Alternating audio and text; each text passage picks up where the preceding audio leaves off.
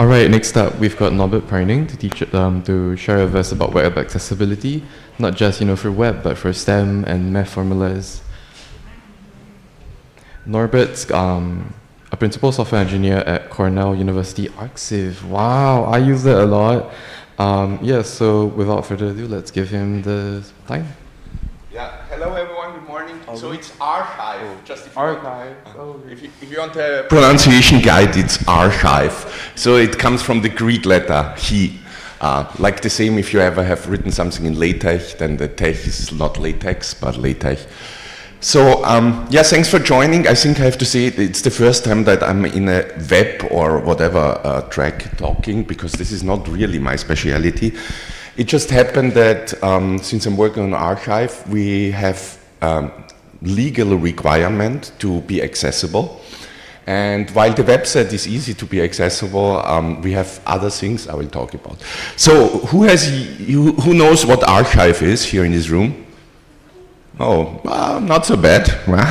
So, I forgot. So I talk a bit of archive and accessibility, then go about ingredients on mass rendering on the web, and a quick start. So just for a starter, if I want to go into details here, even very slight details, it would be 6 hours talk, so it will be very superficial. I try to give you a feeling about what is necessary to get everything running. So what is archive? It's this website practically. Well, not only the website, of course. So we are publishing scientific articles. It's the oldest preprint server. It started in 1991, written originally by astrophysics professor at Cornell University. We still run on this 40-year-old Perl code mostly. We have rewritten most parts of it, but it is ongoing. We, not of 2003. This is as of this year March, we have 2.68 million articles in our archive. So if you look at the increase, so this is the total numbers. We get every month more and more and more papers. We don't house everything. We have computer science, math, physics, a bit more, but the biggest part is computer science and mathematics. Some things just to give you an idea why archive is so important. So all the big famous papers are first published on archive. Our top paper, who has a guess what our top paper is? Now, come on. Attention is all you need, right? I mean, this is the single one paper everyone quotes, everyone cites about the whole history. So this is by far our most called up, most requested paper. We have a lot. So all the LLM research is first published. There's a reason for this, and this is taking first authorship. In the scientific publishing process, you want to show that you were the first who is doing this. And publishing in a normal traditional journal might take months to get this paper out, while here we have it much faster. So many people first upload it to archive and then on. So in LLM, OpenAI, DeepMind, all of this was published on archive. Physics, the gravitational wave got the Nobel Prize, was published on archive first. Just very recently, Gregory Perelman proved the famous Poincaré conjecture. It was only published on archive. I mentioned this already, so it's about first authorship here. So accessibility. Everyone knows what that accessibility is? So close your eyes and try to read a website. That is challenging, I can tell you. So there are W3C guidelines by law. As part of the university in the US, we are required to make our websites accessible. That is the easy part, to be honest. Making a website with just text and images, you just add tags and everything, that is quite easy. But what is our main target? The target audience are researchers, and they read then the PDF papers. Now, PDF papers are really, really bad when it comes to accessibility. I will give you so I show this out. And so we introduced, like a bit more than a year ago, our HTML versions. embedded, and that changed the way how scientists can interact with our corpus much better. So let me give you a short example. Oops.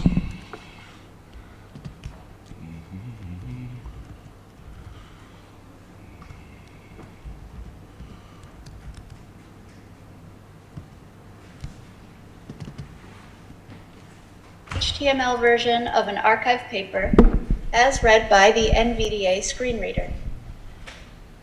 The absolute value of phi sub 1 is identical to 1, 7, right paren, 1, space, s, equals 1. The same mathematical formula. So, should I replay this and you try to close your eyes and understand what the formula is talking about? So it was completely planless from order. The HTML version of the paper, demonstrating stepping through sections of the formula with the NVDA screen reader. Now I'm going to show how we would move inside the formula by going back and forth. The absolute value of phi in subscript 1 And then you're going to go right. Sorry, this is... out of subscript is identical to. Now we're going to move on to the... As read, a mathematical formula from the HTML version of an archive paper, as read by the NVDA screen reader. The absolute value of phi sub 1 is identical to the fraction with numerator 1 and denominator n sub p. The sum from s equals 1 to n sub p of the absolute value of phi open paren x raised to the open paren s close paren power close paren. Okay, I think that the second one was somehow reasonable, right? This is what you would like, considering that you are blind. I mean, assuming that you are blind, and that is what you want to listen to, because this is the order you would write it yourself. This is the order you are thinking about mathematics. So, what is the problem? PDF just is a page description language, and PDF 1.5 or whatever, 1.7, they just put blobs of fonts on the page, and the screen reader reads top to bottom. So it reads, for example, the top of the integral or the sum first, and then jumps left, right. So it's really chaotic. So you see, that is, the PDF is not very useful. HTML is much better. I have to say, PDF UA2, there is an upcoming, well, there's already a standard, UA2, Universal Access 2. This will fix this problem. The problem is there are not enough tools for actually generating PDF UA2 at the moment. Not even Adobe has good tools for that. So, why MathML? Well, MathML is here that we can do what you just heard, right? In principle, in the HTML code, the mathematics embedded at MathML. So, what is MathML? What is so special about mathematics, right? It's this. It's highly two-dimensional. If you think text is just linear, right? You read it straight. This is an example from a very old book, but it's actually the same even now. If you typeset the formula in Word, Microsoft Word, more or less the same thing happens.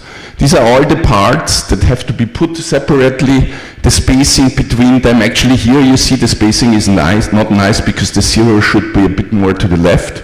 So all these kind of things makes it quite hard to set mathematics on the web. So it's two-dimensional layout. We need special rules for the subscript and superscripts, for the limits of integrals and sums. So it's weird.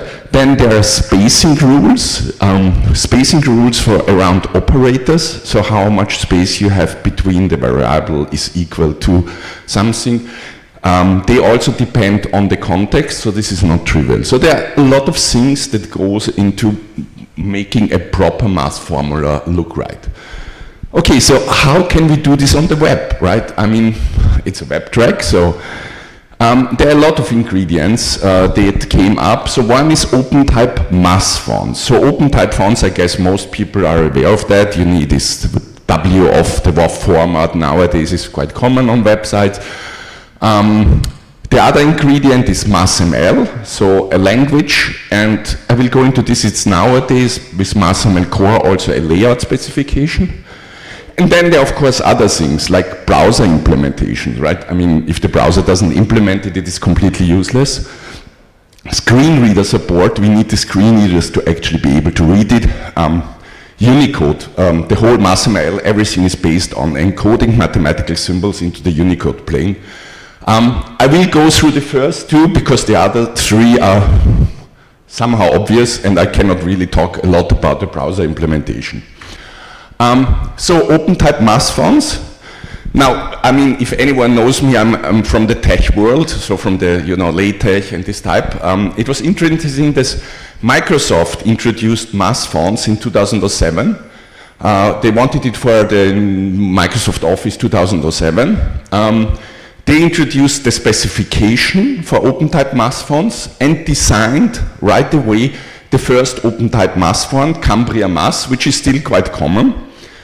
What OpenType math does, it is very close to what TeX, I don't go into detail what TeX is, right? It's a typesetting engine. But it is very close to what TeX did originally because it's still the standard way, the best way to typeset. So you see here, this is a typical thing that what OpenType specifies. So all these parameters, xi and chi and zeta and whatever, they all give measures how to place, like for example, the limits of this integral below and up, the distance between left and right. All this data is put into a special table, a math. So OpenType, if you know a bit about OpenType, there are a few tables. And there's a new table added, a math table, which is optional, which contains all these parameters for the font and specify how to lay out parts of a mathematical formula in a pleasing way. So this is the font designer's job.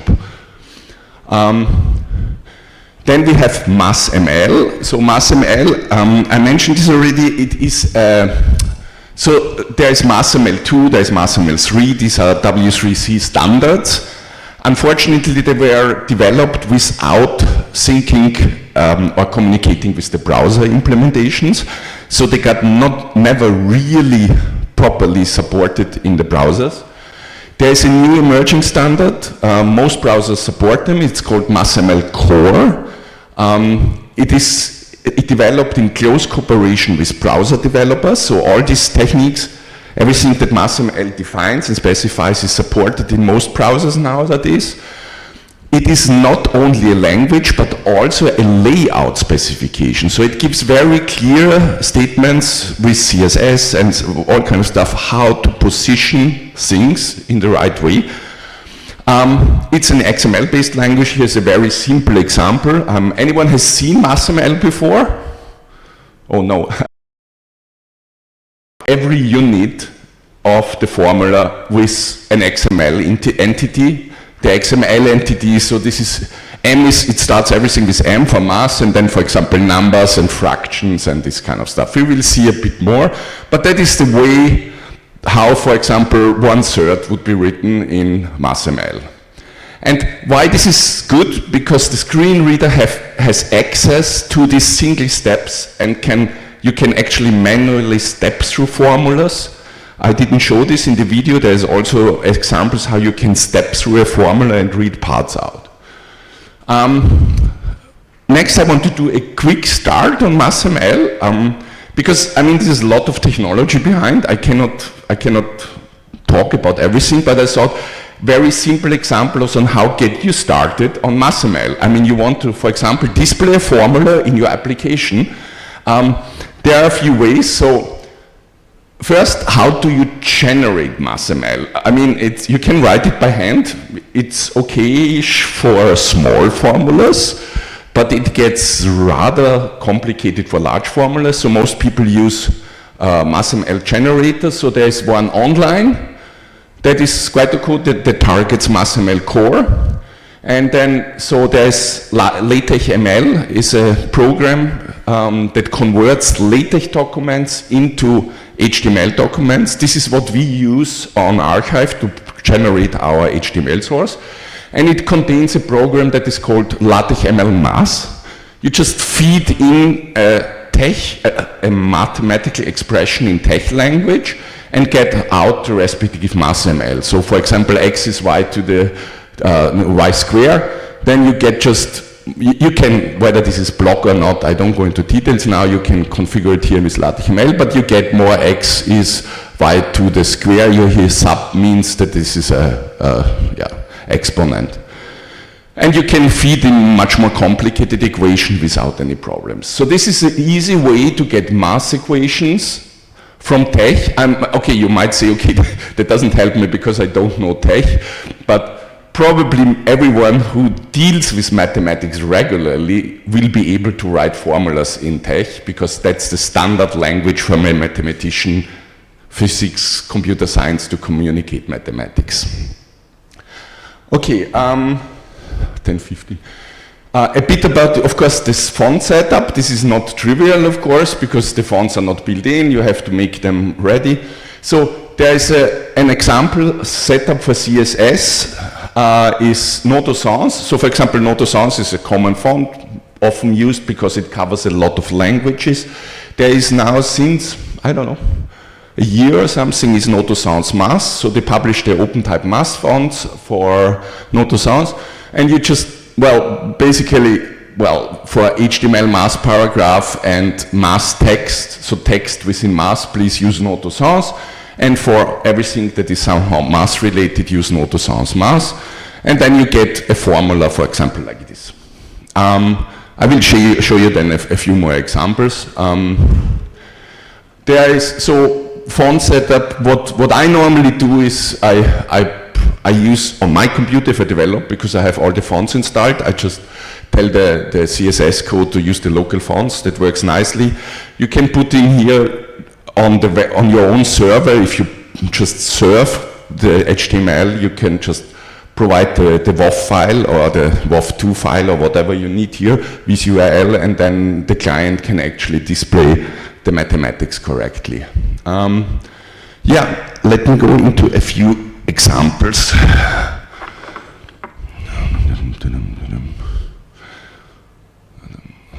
So this, again, is a very simple formula. Well, everyone knows what this is, I hope.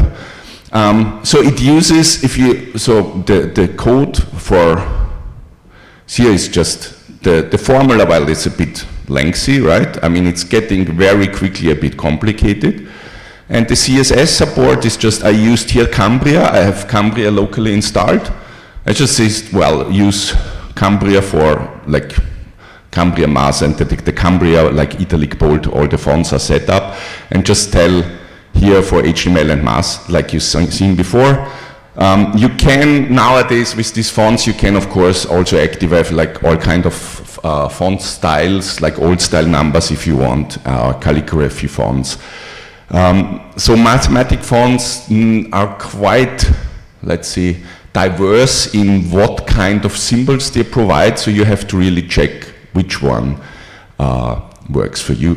Here's a bit, so the formula we have seen before, this is again with Cambria Math. Yeah, if you want to see the source code here, then you already know that you don't probably want to write this by hand. I mean, it's not so, well, can be done, but I'm quite sure there will be errors if you ever have. So that is an extract from a page I will show you later. So there are a lot of variances, what can Math on the web can type. So this is again Cambria Math using. So you have here formulas, you have here, for example, old style numbers, which are common in normal, well, like in novels or books for typesetting numbers that are not in mathematics. In mathematics, we use upright numbers normally. You see that, for example, that is a nice example. You see inline limits. So the limits of the integral here are compacted because the text is inline, and here if you are in display mode they are a bit above and below, so there is all of this logic is built into the math fonts already. This is one which was, this is an example with Noto fonts, right? Because Cambria is, well, officially it's commercial. You have to have, so you can use it on your computer if you have Windows installed, but you cannot distribute it and you cannot share it over the net, of course. Yeah, so you have to use other. Yeah, yeah, it's complicated, I know. So Noto, so here is an equation with Noto, Noto sounds and Noto sound ones mass. So I have put here in the source code, so I have put everything into just one file, just the font face definitions and the CSS, and that's it.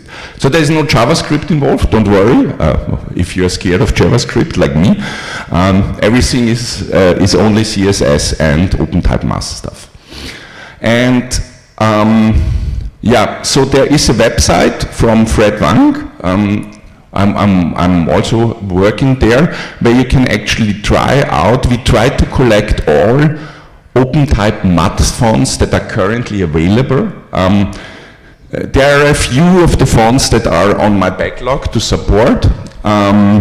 So here you can just say which font do you want to show on your page, like, I don't know, New Computer Modern or Firamas Sans font, so that you can test out, for example, your equations, whether you like the font, whether, for example, the mass font fits with your styling of your website.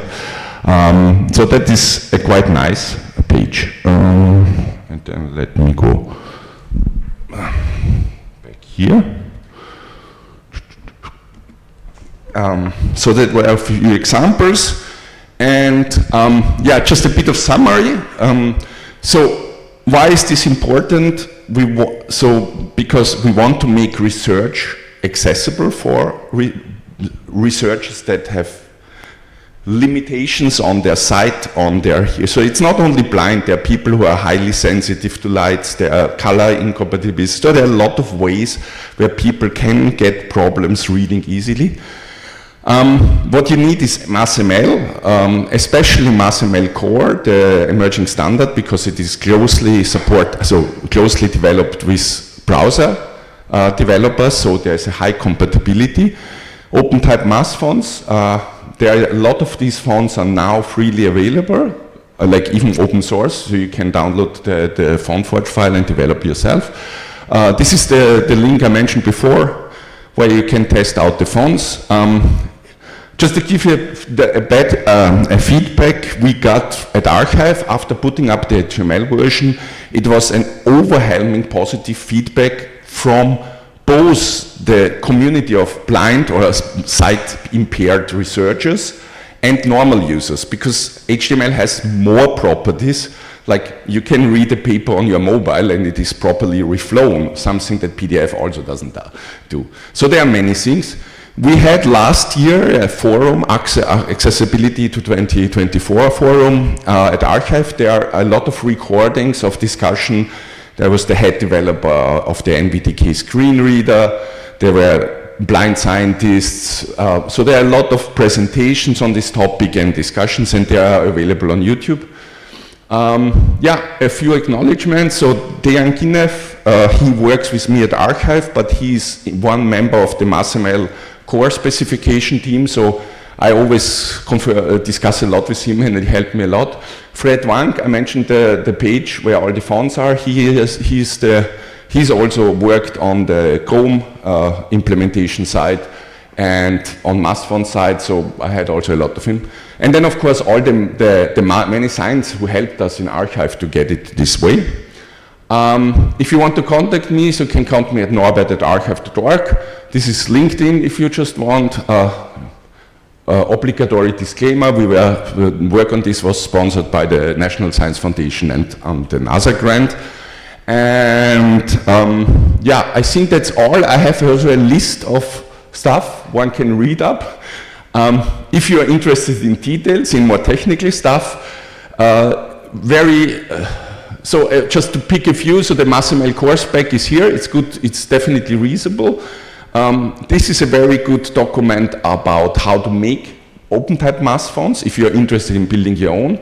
Cambria, the document Microsoft created, is very nice because it was the first and very well documented.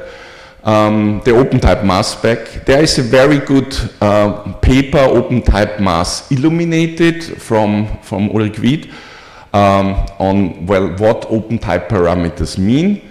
Well, this is for tech freaks. Appendix G is part of the tech book explaining how the layout does. Then this is about recent state of OpenType mass and which fonts are available. Well, this is the website I mentioned already, and this is this old book. It's a very nice book, it's freely available, where you see this mass formula, how it's laid out. It's super old, but it goes into all the details. So yeah, there are a lot of details. Okay, that's from my side. Thanks for your attention.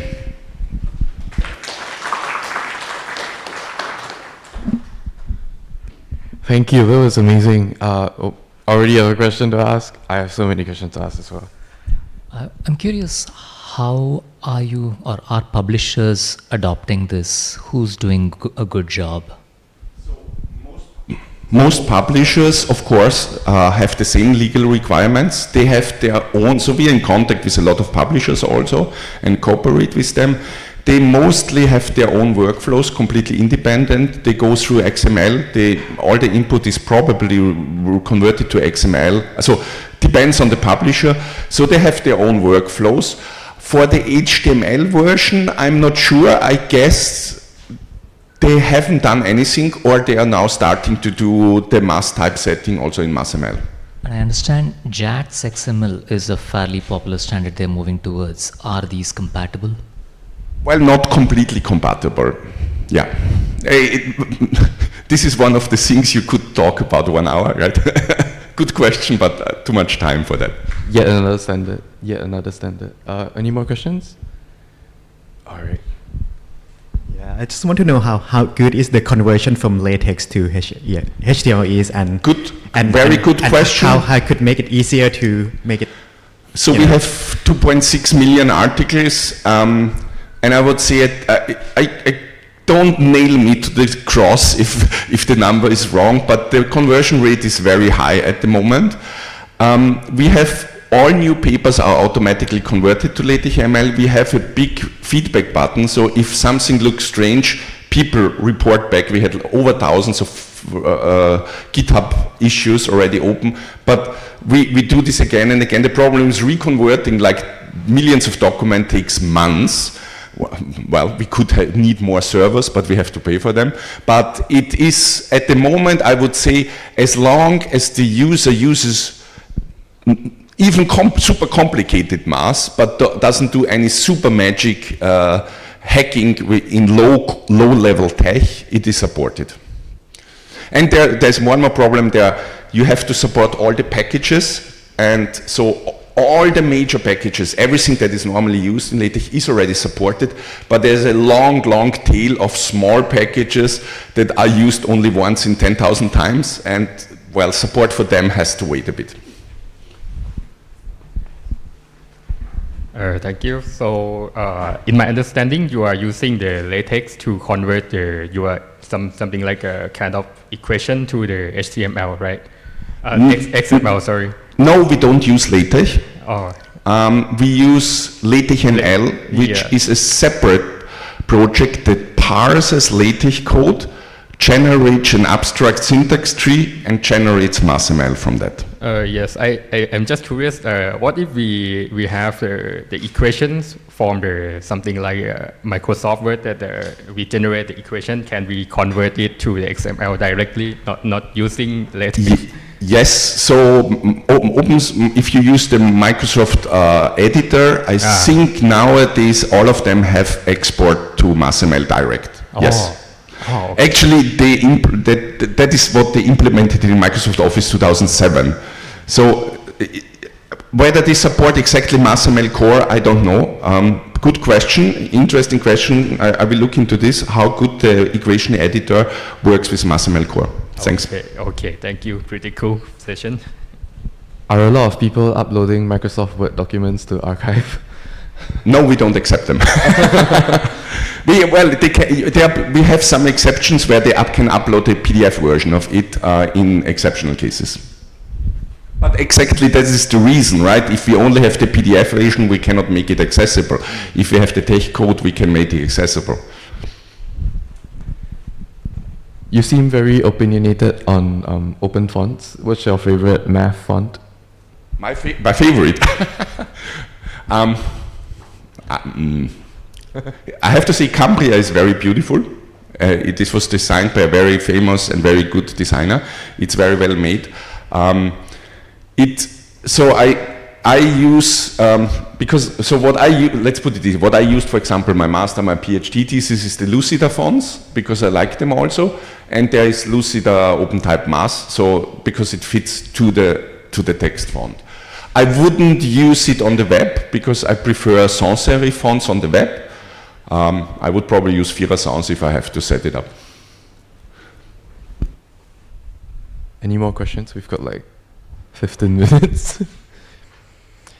If not, I have another question. You were saying not all fonts, not all math fonts are supported with MathML currently? No, they are compatible, but the coverage of symbols. So OpenType Mass specifies like, I don't know, 7,000, 10,000 symbols, and lots of different alphabets, like Greek, Cyrillic, in lower, in uppercase, in bold, and so it is up to the font designer which of the symbols they implement. And I haven't shown it because I thought it's too much detail. So we have tables about how many characters are supported by which font, because this is also important for us on Archive, because we have a huge spectrum of published papers, and so the probability that very rare symbols are also used. So we try to use the font that supports the most. But it really depends on what if you make a website for junior high school students learning maths, then every math font will have the necessary symbols. So yeah. So it's not about the standard, it's not about being compatible, it's about how many symbols are included in the actual font. All right, thank you so much, Norbert. We've got some time, so we could do a water break. Yeah, so let's give another hand for our speaker, then let's go for a water break.